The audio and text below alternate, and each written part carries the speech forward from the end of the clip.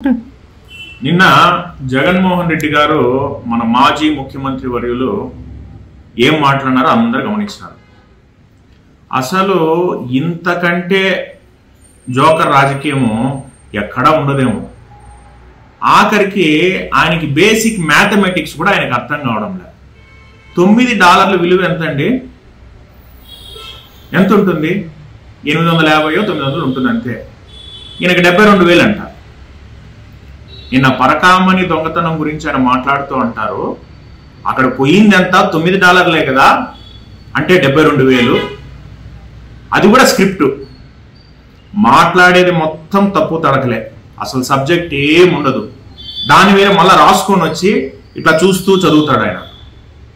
$9ని 72,000 అంటున్నాడంటే దీన్ని బట్టే ఆయనకు మతిస్థిమితం ఏమాత్రం ఉందనేది మనందరం అర్థం చేసుకోవాల్సిన అవసరం ఉంది. నాకు తెలిసి వైఎస్ఆర్సీపీ పార్టీని ఎవరో ఏమీ చేయాల్సిన పనిలే. వాళ్ళ నెత్తిన రాళ్ళు వేసుకొని ప్రజల్లో బఫూన్లు అయిపోతూ ఉంటారు. కాబట్టి రాబోయే రోజుల్లో వాళ్ళకి డిపాజిట్లు కూడా రావేమో అనిపిస్తుంది. చూస్తూ ఉంటే డిపాజిట్లు కూడా కోల్పోతారేమో అందరూ రాబోయే ఎలక్షన్స్ లో. అంత ఘోరంగా మాట్లాడుతున్నాడు ఆయన. ఆయన అంటాడు పరకామణి ఇష్యూ ఏముందంట, అది కూడా నవ్వుతూ హేళనగా హిందూ మనోభావాలకు దెబ్బతీసే విధంగా.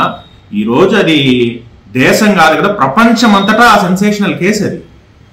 మొత్తం ప్రపంచంలో ఉన్నటువంటి యావత్ హిందూ సమాజం అందరూ కూడా చాలా బాధపడుతున్నటువంటి సంఘటన అది. ఎందుకంటే ఆ హుండీలో డబ్బులు ఎందుకు వేస్తారండి? ఎంతో నమ్మకంతో విశ్వాసంతో భగవంతునికి వేసే డబ్బులు అవి.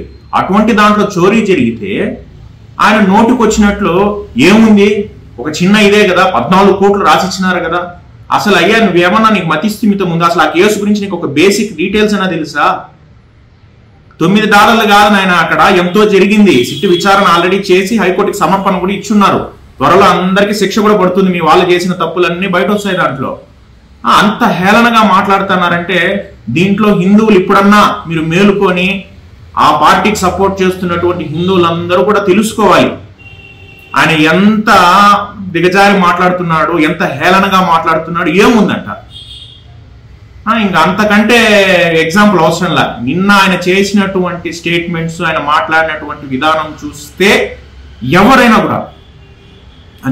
కూడా ఇర్రెస్పెక్టివ్ ఆఫ్ కమ్యూనిటీ, రిలీజియన్, ఎవరైనా కూడా ఇతను ఒక నాయకుడా, ఇతను పోయి ఒక మాజీ మంత్రివర్యులా అని చెప్పి ఇటువంటి వ్యక్తి మన ఆంధ్రాలో ఉన్నాడే అని చెప్పి ఆంధ్ర రాష్ట్ర ప్రజలందరూ సిగ్గుపడుతున్నారు. ఇటువంటి వ్యక్తినా మనం ముఖ్యమంత్రిని చేసినాము, 5 ఏళ్ళు వేగినామే ఇన్ని అని అందరూ బాధపడుతున్నారు బయట.